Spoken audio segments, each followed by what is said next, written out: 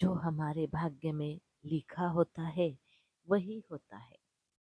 हम सब कुछ बदल सकते हैं, लेकिन हम अपने भाग्य और अपने भाग्य में लिखी चीज़ों को कभी नहीं बदल सकते हैं। कुछ चीज़ें हमें भाग्य से मिलती है।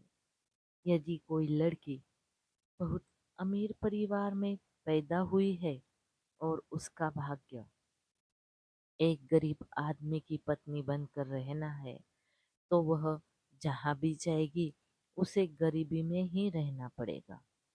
हम न चाहते हुए भी जो हमारे भाग्य में लिखा है उसे हमें भुगतना ही पड़ेगा। बहुत से लोग सोचते होंगे कि अगर हम भगवान की खूब पूजा करें तो हमारा भाग्य बदल सकता है। लेकिन चाहे हम भगवान की कितनी भी पूजा कर ले, आप अपना भाग्य नहीं बदल सकते। केवल आपके जीवन में दुख कम हो सकते हैं भगवान की कृपा से। बड़े से बड़े देवता भी भाग्य नहीं बदल सके हैं, लेकिन आप और मैं तो साधारण लोग हैं।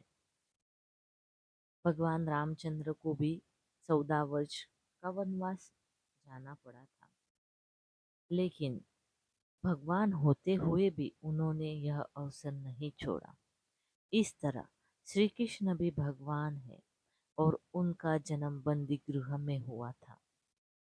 दोस्तों, आज इस वीडियो में हम अपनी भाग्य को बदल नहीं सकते, आपको एक कहानी के माध्यम से बताऊंगी। वीडियो को अंत तक जरूर देखें। हमारा भाग्य हमें वही ले जाता है जहां हमारा जन्म, विवाह और मृत्यु लिखी होती है। और ये दो चीजें ऐसी है जो भाग्य के अनुसार ही होती है। कहानी बहुत पुराने समय की है। रावण को जब पुत्री की प्राप्ति हुई तो उसने ब्रह्मदेव से पूछा कि इस कन्या का विवाह किससे होगा। ब्रह्मदेव ने कुंडली देखकर कहा कि उनके सामने कोई छोटा सा झाड़ू वाला लड़का दिखाई दे तो वही उस कन्या का जीवन साथी होगा। इस बात पर रावण को गुस्सा आया। उसने सोचा कि मेरी बेटी एक झाड़ू वाले को देना असंभव है। रावण ने तुरंत अपने सेवकों से कहा कि उस झाड़ू वाले को उठाकर समुद्र में फेंक दो। सेवकों ने उसका अंगूठा काटकर समुद्र में फेंक दिया। लड़का पानी में बहता हुआ एक द्वीप पर जा पहुंचा। उस द्वीप पर के राजा की मृत्यु हो गई थी। लोगों ने तय कर लिया था कि हाथी के गले में माला डाल दी जाए तो वह द्वीप का राजा बन जाएगा।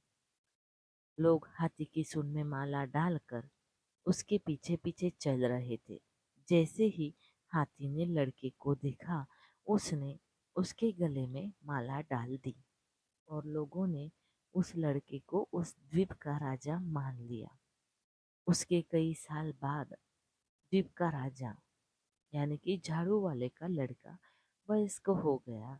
उस समय तक जबकि रावण की बेटी भी कुंवारी हो चुकी।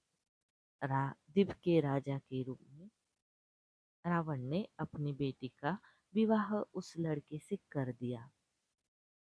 एक बार रावण ने अपने दामाद को घर बुलाया। रावण ने कहा, अब ब्रह्मा जी भी झूठ बोलने लगे हैं।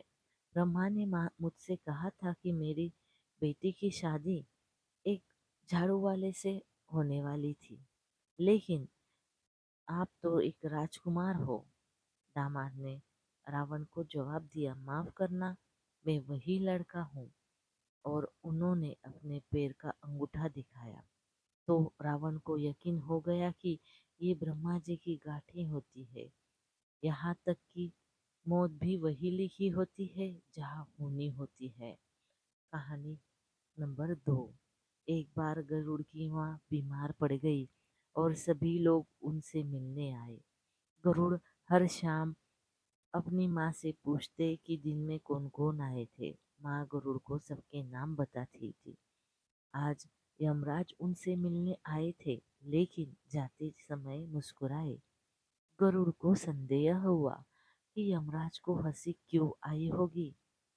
गरुड़ ने अपनी माँ को उठाया और जंगल में एक पेड़ के तने में रख दिया ताकि यमराज की नजर उन तक ना पहुंच सके। लेकिन अगले दिन यमराज वहां भी पहुंच गए।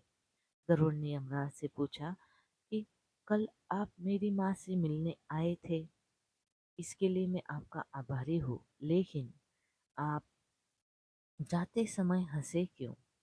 यमराज ने कहा, तुम्हारी माँ की मृत्यु इस पेड़ के तने में थी, लेकिन मैं ये सोचकर हंसा कि वह अभी तक घर में कैसी थी। गरुड़ ने माँ गरुड़ ने पेड़ के तने में झांका और पाया कि उस पेड़ में के तने में उसकी माँ मर गई थी। तो दोस्तों, आपको बात समझ में आ गई होगी कि किसी की ब, किसी की मौत, किसी की बस में, किसी की सड़क पर, किसी की घर में, किसी की पानी में, किसी की दुर्घटना में, किसी की आत्महत्या होती है। सब समय के हाथ में होता है, लेकिन समय का संचालक ईश्वर ही है। भाग्य का लिखा कभी कोई मिटा नहीं सकता। तो दोस्तों, आपको आज की ये जानकारी अच्छी लगी हो तो हमारे चैनल को लाइक, शेयर और सब्सक्राइब जरूर करें। धन्यवाद। हर हर महादेव।